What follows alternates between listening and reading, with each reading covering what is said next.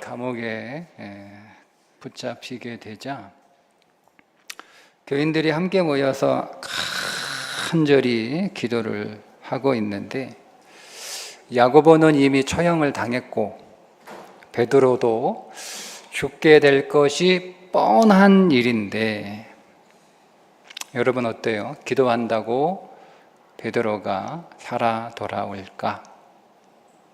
야고보를 죽이고 베드로를 감옥에 가둔 헤롯 아그리빠의 마음은 이미 확고합니다. 살려둘까 말까 고민하기 위해서 지금 사형 집행을 미루고 있는 게 아니라 무교절 축제 기간이기 때문에 사형을 집행할 수 없어서 지금 미루고 있는 거지. 이 무교절 기간이 끝나면 헤롯 아그리빠는 베드로까지 죽여버리겠다라고 하는 확고한 마음을 가지고 있었기 때문에 이거를 대부분의 그리스도인들이 이미 다 알고 있어요. 그런데 기도하고 있거든요. 그런데 기도한다고 해서 베드로가 살아 돌아올까? 그게 거의 불가능한 상황에서 지금 교인들이 기도하고 있었습니다. 그런데 하나님께서 천사를 친히 보내서 그 철통 같은 감옥에서 베드로를 꺼내 주셨죠. 그렇게 감옥에서 나온 베드로가 어디를 제일 먼저 갔냐면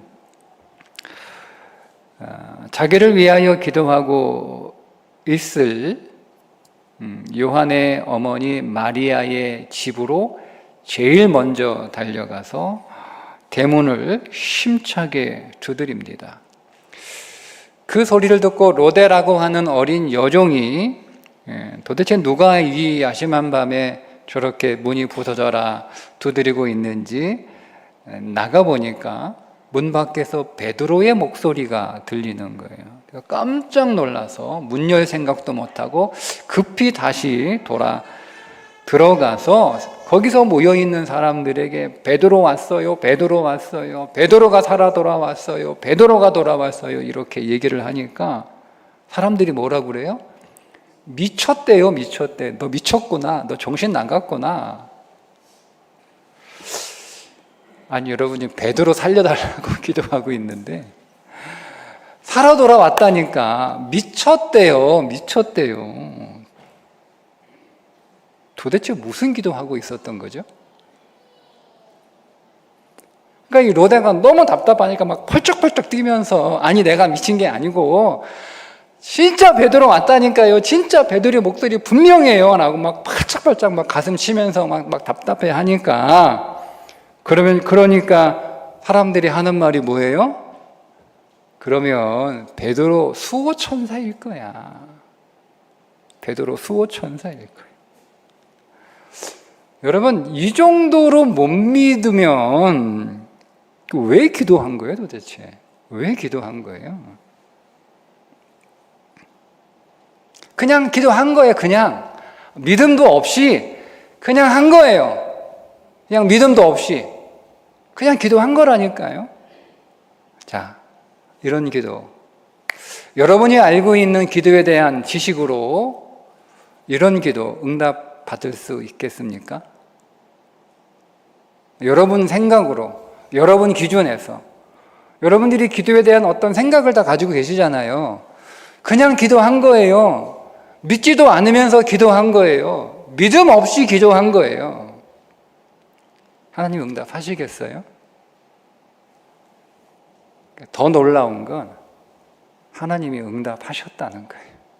믿음 없이 기도했는데, 그냥 기도했는데 하나님이 그 기도에 응답하셨다는 거예요. 하나님은 처음부터 다 알고 계시죠. 저들이 그냥 기도한다는 거, 믿음 없이 기도한다는 거. 이미 그분은 다 알고 계세요. 사람의 마음의 중심을 확 꿰뚫고 계신 분이신데 하나님이 그거 왜 모르시겠어요? 그런데도 하나님은 응답하셨다. 여러분, 이건 무슨 말씀이신 줄 아시죠? 믿음 없는 기도라도, 믿음 없는 기도를 할지라도, 그냥 하는 기도라 할지라도 하나님은 그런 기도라도 기도를 얼마나 중요하게 생각하시는지를 우리는 이 사건을 통해서 알 수 있습니다. 우리는요, 따져요. 믿음이 있냐, 믿음이 없냐. 우리는 따져요. 여러분, 믿음이 있냐, 믿음이 없냐. 이거보다 더 중요한 게 뭔지 아세요? 기도하냐, 기도 안 하냐. 이게 더 중요한 거예요.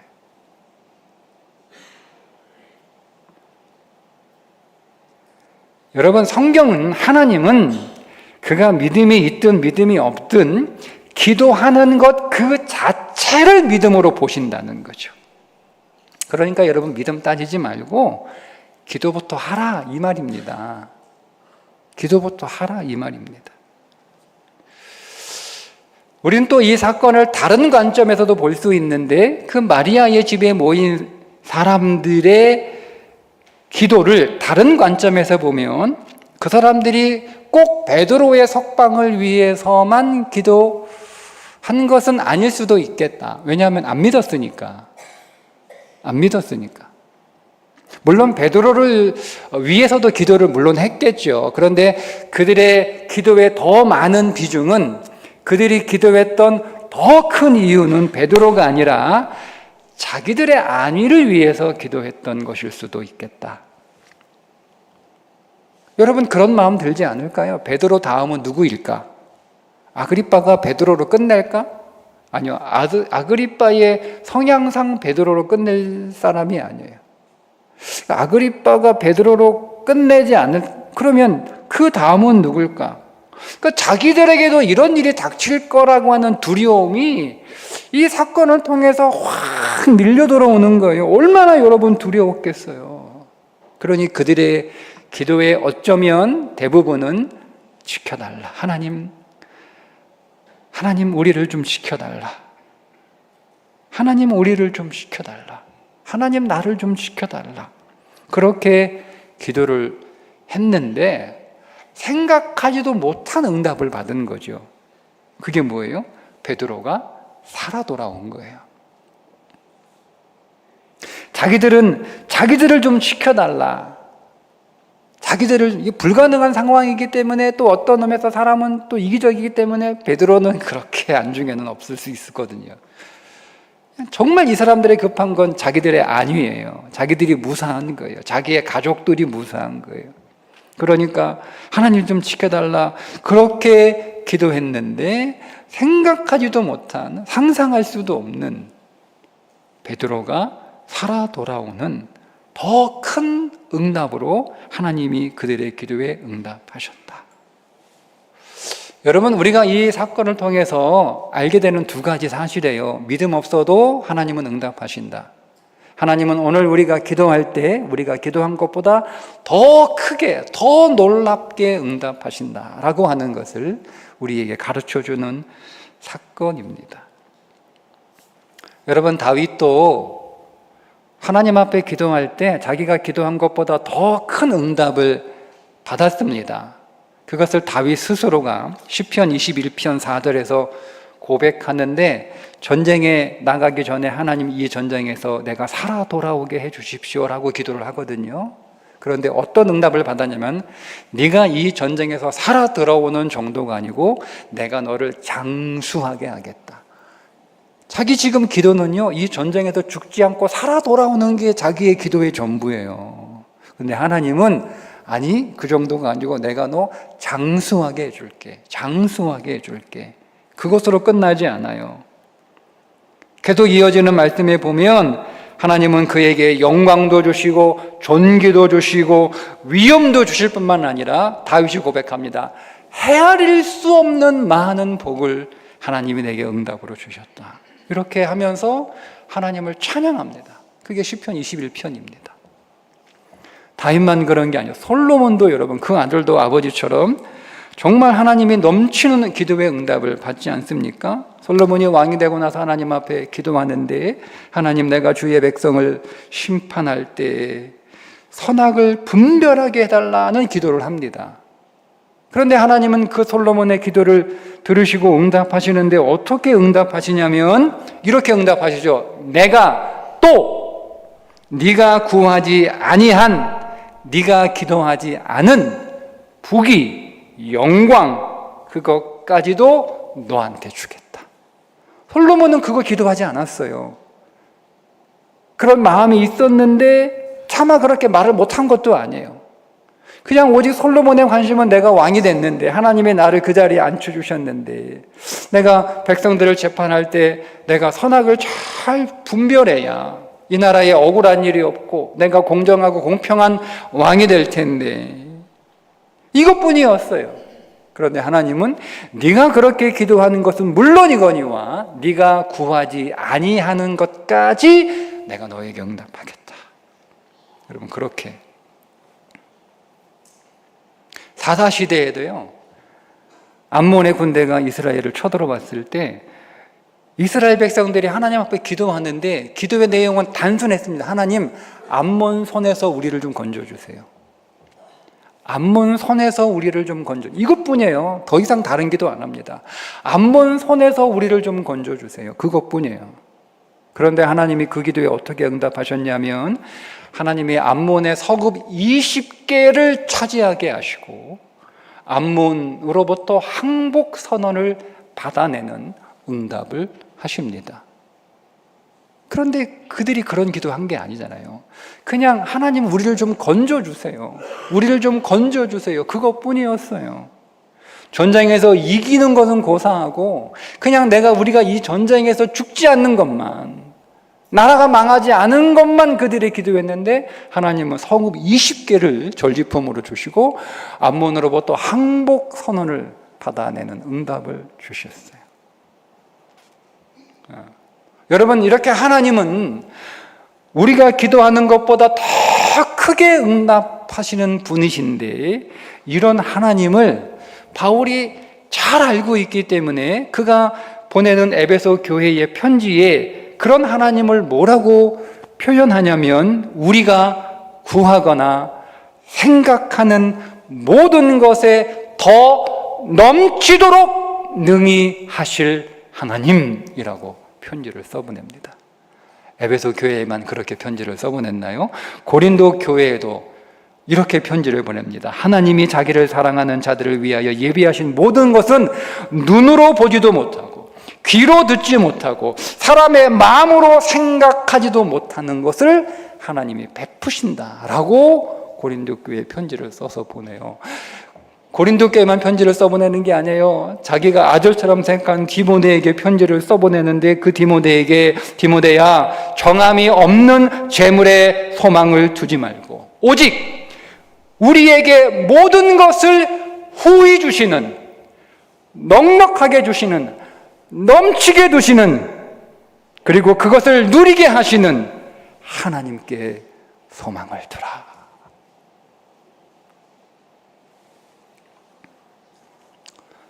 우리가, 여러분, 우리의 믿음 없는 기도도 들으실 뿐만 아니라 우리가 기도하면 우리가 기도한 것 이상으로 넘치게 응답하실 하나님께 우리가 기도하는 것이 마땅한데, 만약 우리가 그런 하나님을 신뢰하지 못하고 그런 하나님께 기도하지 않으면 어떤 일이 벌어지게 될까?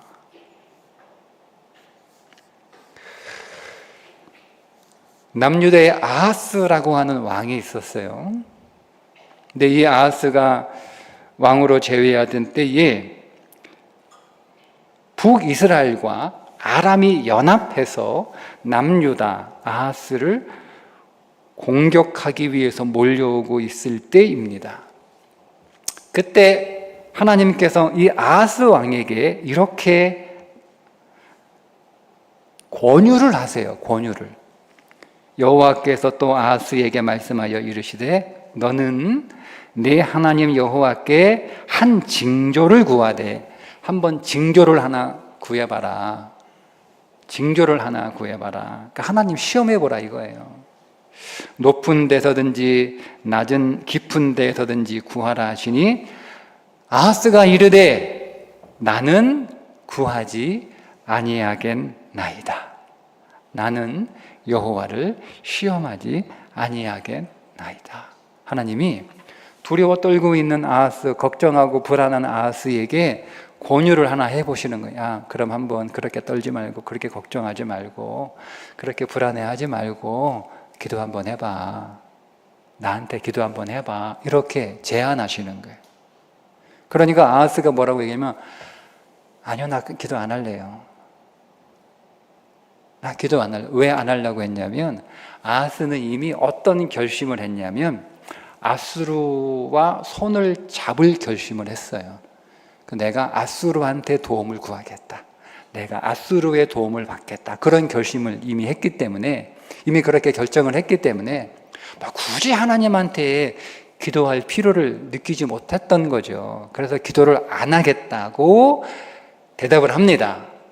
그러니까 이사야가 아하스 왕에게 뭐라고 얘기하냐면, 당신이 지금 하나님을 괴롭히고 있다. 이렇게 하나님의 마음을 대신 이렇게 전해줍니다.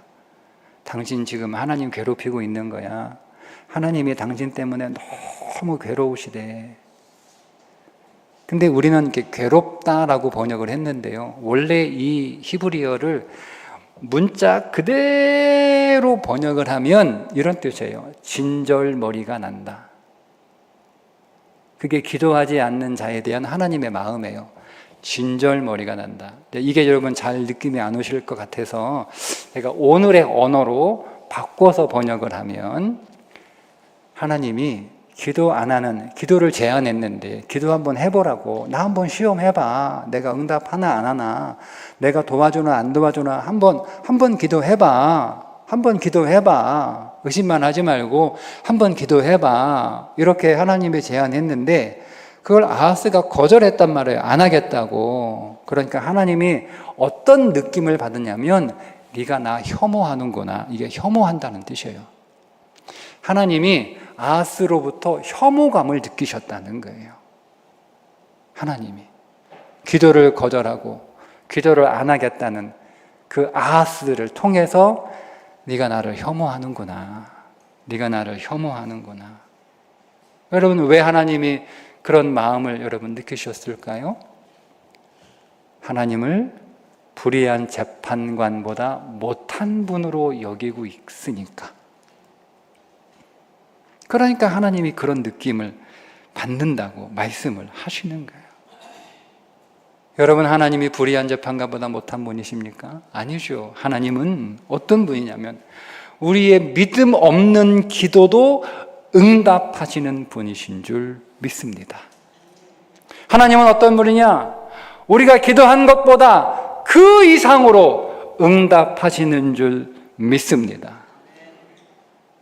여러분, 그러니까요, 여러분 기도하기 전까지는 여러분의 인생에 대해서 단정 짓지 마세요.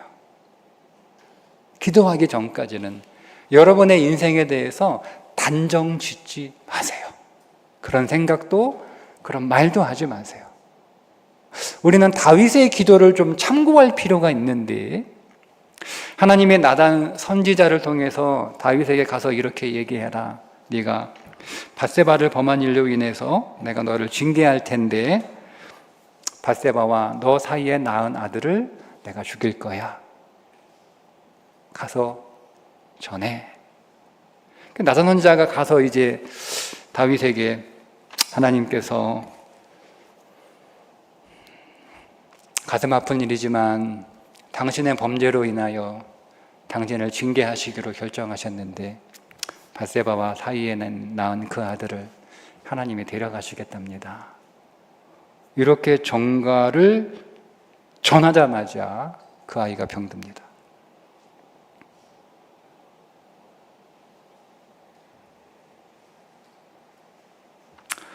성경은 이렇게 표현합니다. 하나님이 그 아이를 치셨다.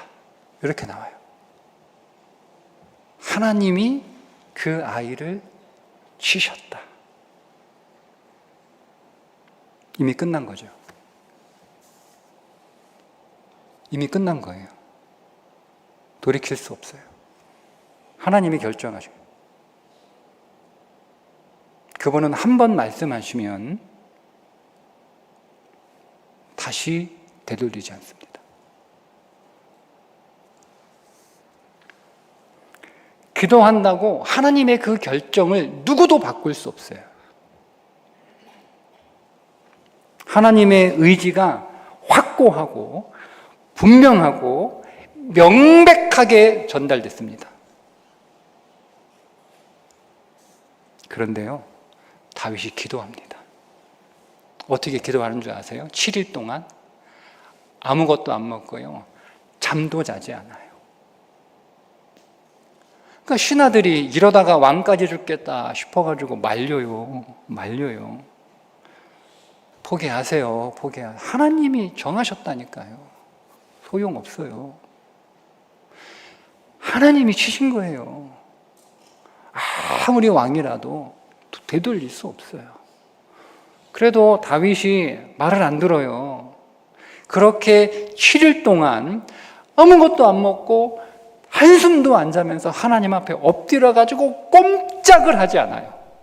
7일 동안 꼼짝하지 않아요. 그렇게 기도했어요. 그리고 7일 후에 아이는 죽었습니다. 아이가 죽었다는 소식을 듣고 다윗이요, 기도의 자리에서 훌훌 털고 일어섭니다.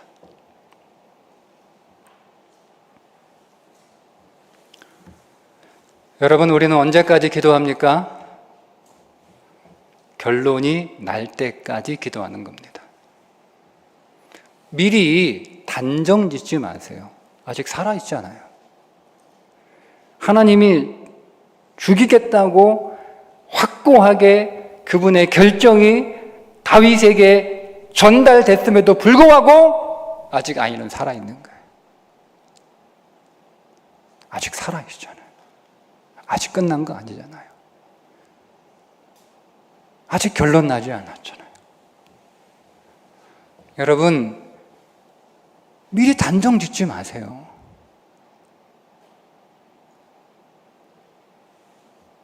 그것이 여러분 너무 분명하고 너무 확실해 보여도 여러분의 인생을 예단하지 마세요. 우리의 기도는 언제까지? 결론이 날 때까지 기도하는 거예요. 결론이 보일 때까지 기도하는 거예요. 그게 믿음이에요. 그 믿음. 우리가 그렇게 기도하면 비록 우리의 믿음이 부족하고 설사 내 기도가 믿음이 없는 기도일지라도 하나님은 우리에게 응답하실 것이고, 응답하시되 그냥 응답하시는 게 아니라 우리가 상상할 수 없을 만큼, 내가 생각하지도 못할 만큼 더 크게 하나님이 오늘 우리의 인생 안에서 응답하시고 일하실 줄 믿고 우리 기도합시다. 기도하겠습니다. 하나님, 내가 기도하지 않는 온갖 변명과 구실은 결국 하나님을 믿지 못하기 때문이고 하나님을 신뢰하지 못하기 때문이고, 그런 나의 믿음 없음은 하나님을 괴롭히는 일인 것을 우리가 말씀을 통하여 깨달았습니다. 하나님, 우리가 하나님을 불의한 재판관보다 못하게 여기면서 어찌 내가 하나님을 믿는다라고 말할 수 있겠습니까? 하나님, 오늘 우리의 이런 허위를 이제 벗어버리게 하옵소서. 어쨌든 우리가 기도하면 오늘 우리에게 믿음이 없을지라도 우리의 그 기도 자체를 믿음으로 보시고 응답하실 하나님, 우리가 기도하면 우리의 믿음 이상으로 응답하실 하나님을 신뢰하게 하여 주시옵소서.